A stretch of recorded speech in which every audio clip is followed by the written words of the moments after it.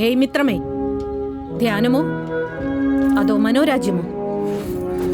അതാണ് എനിക്ക് മനസ്സിലാകാത്തത്. ഗോനഗന്ന റെഡ്ഡിയെ ബന്ധിയാക്കാൻ കഴിയാത്തതിലുള്ള വിഷമമാണോ?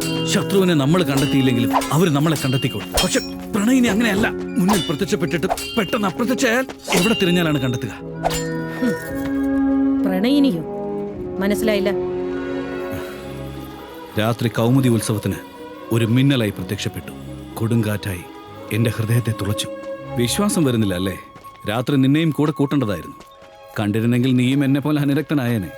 പിന്നെ നമ്മൾ തമ്മിൽ യഥാർത്ഥത്തിൽ യുദ്ധം ചെയ്യേണ്ടി വരുമായിരുന്നു. ബാല്യമിത്രങ്ങൾ ശത്രുക്കളായി മാറിയേനെ.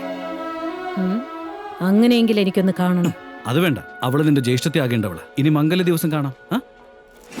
അവിടെ നിൽക്കട്ടെ. ഒരു പെൺകുട്ടിയെ കണ്ട മാത്രയിൽ തന്നെ ഗോനഗന്ന റെഡ്ഡിയുടെ കാര്യം വിസ്മരിച്ചു നീ. ഗോനഗന്ന റെഡ്ഡി അവൻ ആകാശത്തിൽ ഗരുഡനാണ്, ജലാശയത്തിൽ മുതലയും. വളരെ എളുപ്പമല്ലെങ്കിലും അവനെ ഞാൻ ബന്ധിച്ചിരിക്കും. ആകട്ടെ, ഗന്ന റെഡ്ഡി പിടിക്കപ്പെടുന്നത് വരെ നീ ഏകശിലാ നഗരം വിട്ട് പുറത്തു പോകരുത്. പോകാൻ പറഞ്ഞാലും പോകില്ല, നാട് കടത്തിയാലും പോകില്ല.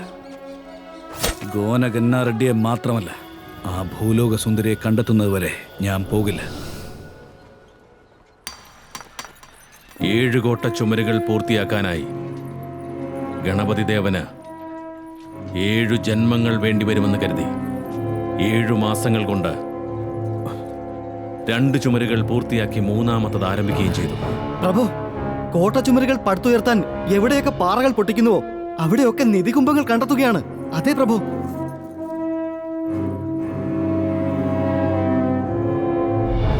ഭൂമിക്കടിയിൽ നിന്ന് ലഭിക്കുന്ന നിധിയിൽ പണിതീരാതെ നിൽക്കുന്ന 7 കൂട്ട ചുവരുകളും പൂർത്തിയാക്കും. സപ്തമാതൃകാ സ്വരൂപമായി ഈ ദേശത്തെ കാത്തു രക്ഷിക്കും ആ പെൺകുട്ടി. നിധികുംഭം ലഭിക്കുമെന്ന പ്രവചനം സത്യമായെങ്കിൽ ഗണപതി ദേവന് പെൺസന്തതി ജനിക്കുമെന്ന് പറഞ്ഞത് സത്യമാകണ്ടേ? ആ സുന്ദരിയുടെ കയ്യിൽ നാഗദേവൻ കണ്ട രാജമുദ്രയുടെ രഹസ്യം എന്താണ്? യഥാർത്ഥത്തിൽ ഈ രുദ്രദേവൻ ആരാണ്? എന്തുകൊണ്ടാണ് അയാൾ വിവാഹം കഴിക്കാത്തത്? യുവരാജന് വിവാഹമോ? അതെന്താ? രുദ്രദേവൻ ഭീഷ്മരെ പോലെ വിവാഹം കഴിക്കില്ലെന്ന് ശപഥമെടുത്തിട്ടുണ്ടോ? അതോ ശിഖണ്ഡിയെ പോലെ ആണത്തമില്ലാത്തവനോ? ഇതെന്റെ ചോദ്യമല്ല, പ്രജകളുടെ സംശയമാണ്.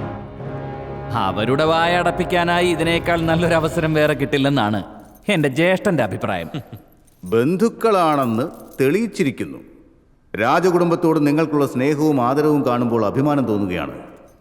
യുവരാജൻ രുദ്രദേവന്റെ മംഗല്യം നേരത്തെ നിശ്ചയിച്ചു കഴിഞ്ഞു.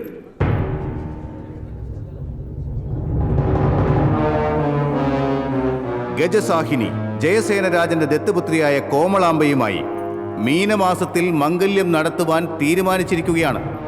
ചക്രവർത്തിയുടെ പിതൃവ്യപുത്രന്മാരായ ഹരിഹരമുരാരികൾ വേണം ഈ മംഗല്യം നടത്താൻ. യുവരാജന്റെ കല്യാണം നടത്തി കൊടുക്കുമ്പോഴെങ്കിലും ഇവർക്കൊരു പെണ്ണ് കിട്ടിയാൽ മതിയായിരുന്നു.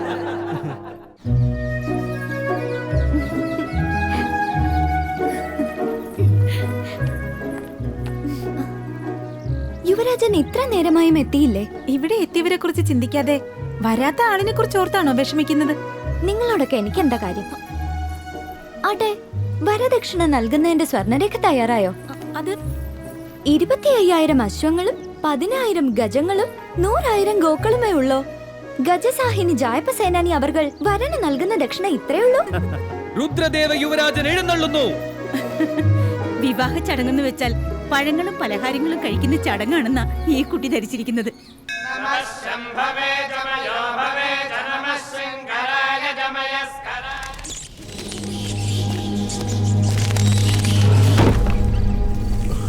അപ്പൊ ഇതായിരുന്നു അന്തപുരത്തിലേക്കുള്ള രഹസ്യമാർഗം. കൗമുദി ഉത്സവത്തിൽ വെച്ച് കണ്ട ആ മായാമോഹിനി തീർച്ചയായും രാജകുടുംബവുമായി ബന്ധമുള്ളവരായിരിക്കും.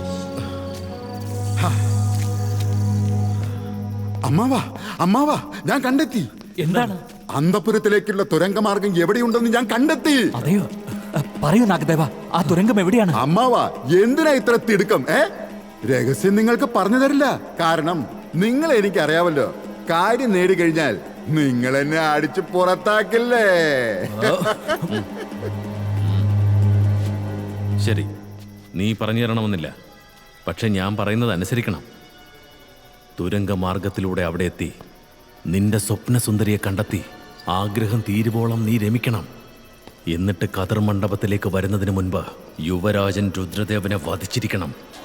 വിവാഹത്തിന്റെ മേൽനോട്ടം ഞങ്ങൾക്കല്ലേ. മാത്രമല്ല, മണ്ഡപം മുഴുവൻ നമ്മുടെ ആൾക്കാരായിരിക്കും ഉണ്ടാവുക.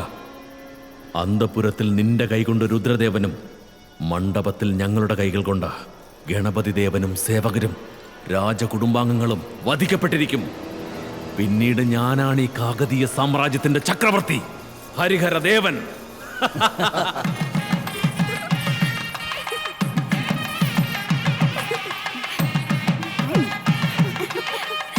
രാജകുമാരി, ഇത്ര തിടുക്കമെന്താ?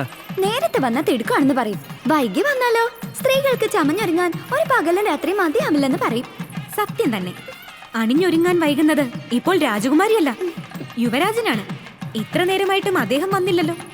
പിന്നെ എന്റെ അത്രയും സൗന്ദര്യമുള്ള ഒരു പെണ്ണിന്റെ അടുത്ത് ഇരിക്കണമെന്നുണ്ടെങ്കിൽ ഏത് യുവരാജനായാലും അണിഞ്ഞൊരുങ്ങലും വേഷവിധാനവും ഒക്കെ ശ്രദ്ധിച്ചല്ലേ പറ്റൂ.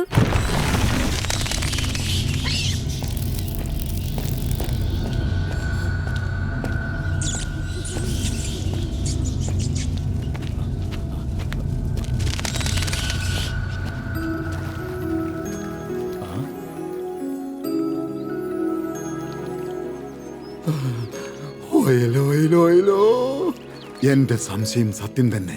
ആ സുന്ദരി ഇവിടെയുണ്ട്. ആദ്യം യുവരാജന് നരകം, അത് കഴിഞ്ഞ് ഇവളുടെ കൂടെ എനിക്ക് സ്വർഗം. യുവരാജ,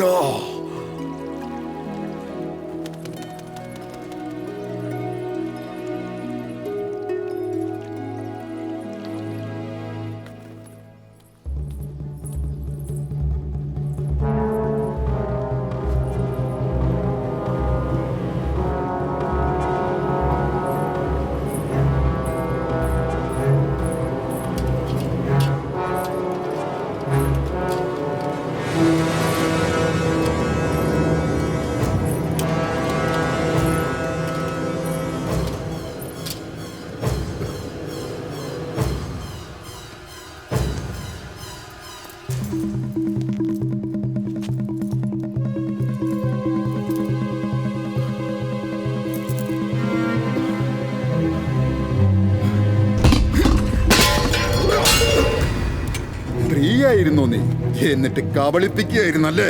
സ്ത്രീകൾക്ക് രാജ്യഭരണം പാടില്ലാത്തത് കൊണ്ട് ഇത്രയും നാൾ നാടകം കളിക്കുകയായിരുന്നല്ലേ? ഇപ്പൊ നിന്നെ വധിക്കുകയാണെങ്കിൽ ഈ കപട നാടകം ആരും അറിയാതെ പോകും. എന്നാൽ ഈ സത്യം പുറത്തറിയിക്കുകയാണെങ്കിൽ കാകതീയ സാമ്രാജ്യം മുഴുവൻ തകർന്ന് തരിപ്പണമായിക്കോളും.